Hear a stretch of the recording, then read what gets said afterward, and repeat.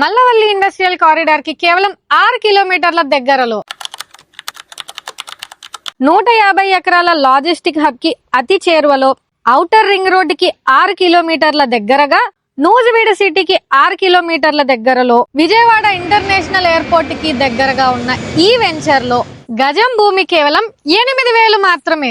ఈ 12 ఎకరాల వెంచర్ లో ప్లాట్ 150 గజాల నుంచే మొదలవుతుంది. బ్యాంక్ లోన్ ఫెసిలిటీ కలదు.